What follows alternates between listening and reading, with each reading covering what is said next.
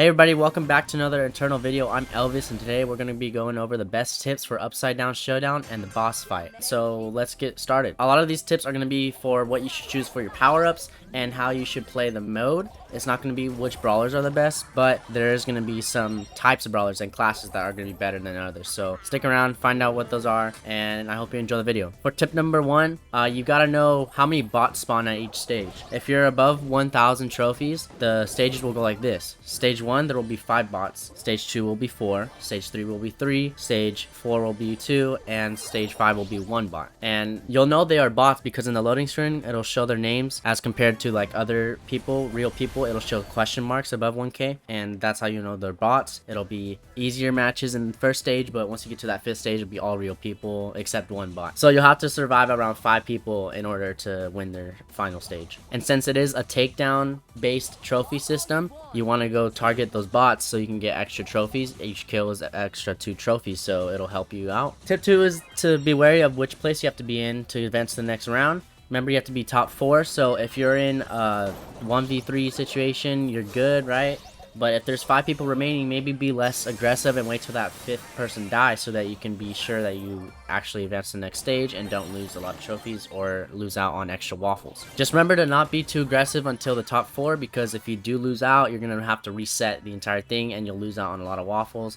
And another thing is that for a good strategy, you know, not a lot of people like it, but bush camping does work for that. But once you hit that top 4, go at it. You can be as aggressive as you want. The only thing is, if you're like very high trophies around like 1,500 range, you're gonna lose trophies at spot 4. You'll break even at spot 3. So just be aware of that. But if you're lower than that, don't worry about that. You'll be fine. You just need to place top 4 if you want the maximum waffles. Tip 3 is to know which power-ups to pick for each brawler. Each brawler has a different build, so it's gonna be completely different. But just know it's random, so you're not always gonna get the same build for each brawler. A lot of things like Doug, for example, you'll aim for the melee size range and stuff like that, projectile size. Anything that makes your shots easier to hit for any brawler is going to be beneficial for you, along with movement speed, because movement speed will help you get out of tight situations. If you're like in a 1v2, you can survive. Brawlers like Mina, Mina's already broken, so you don't have to choose a lot, but reload speed is a good one. Anyone with long reload speed is really good to get the reload speed power up, but just be wary. Don't really choose any blues. You want to go for the yellows and the purples. Even if, you know, they're not better than what you think, it's a lot easier to just win the game if you just go with the yellows and purples. Sometimes you'll take a purple over yellow, but it's very dependent on what it is. Along with gadgets, gadget cooldowns are really good if you have a good gadget. Like a brawler like Mina, if you need to get out of tight situation, her shield gadget is really good. So to get gadget cooldown on that, I think she has a 50% gadget cooldown decrease on one of her card packs. So it's really good for her. You can place that gadget down every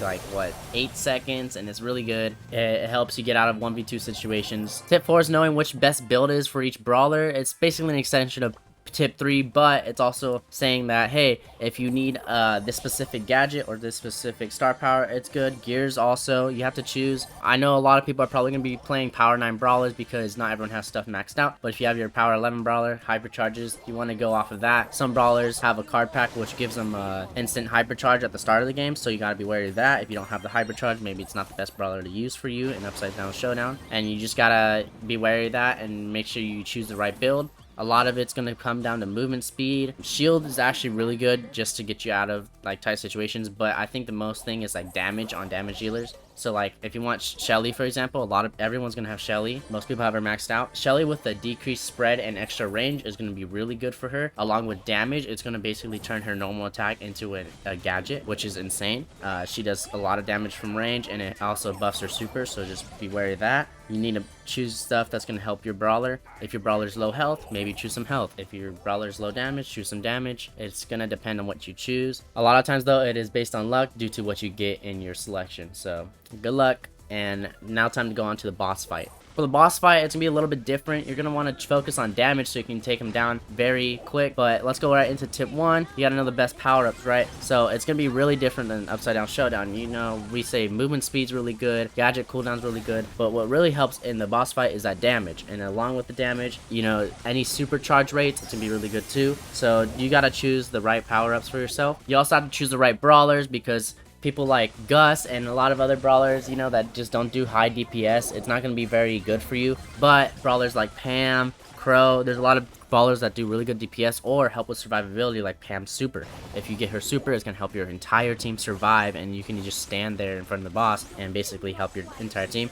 Another one is Barry. Barry just heals, and it's so much healing with how he does his kit due to his power-ups. He's able to just throw a bunch of heals down for his team and instantly heal himself, which is really good, but also his team, and his team can just stand on the boss and not even die. Tip 2 is to watch out for your CC, because slows aren't going to do anything and knockups won't do anything as well.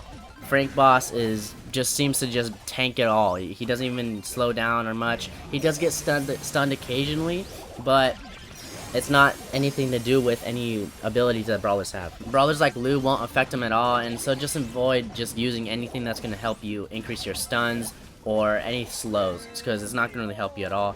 Focus on damage.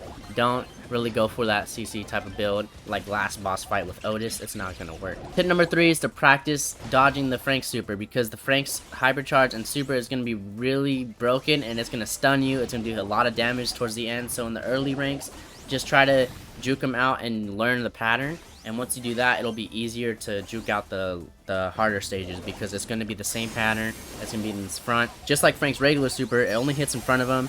But when he hits the bigger one and it pulls you in, that's when you're not going to be able to do anything. But in the earlier stages, when he's only hitting in front of him, you can just stand behind him and do infinite damage. Yeah, once you get used to the dodging patterns, then you're going to be able to just mindlessly kill the boss in the later stages. You're going to have to be careful because of the mortises that do spawn in later stages, but it's very good, and just be wary of what can happen to you if you do get caught in that super, because it's very deadly. It does a lot of damage. It does leave fire damage on the ground as well at the end, and just be careful of that because it'll be really good. Alright, that's gonna be it for today's video. Thank you for watching. I hope you enjoyed, and if you have any other tips to include, just please drop a comment down below. We'll reply to you and help you out with that. So thanks for watching, and please subscribe. We just hit 1,000, so I want to thank you all for that, and next goal is 2,000, right? Let's keep going. We got this. Peace.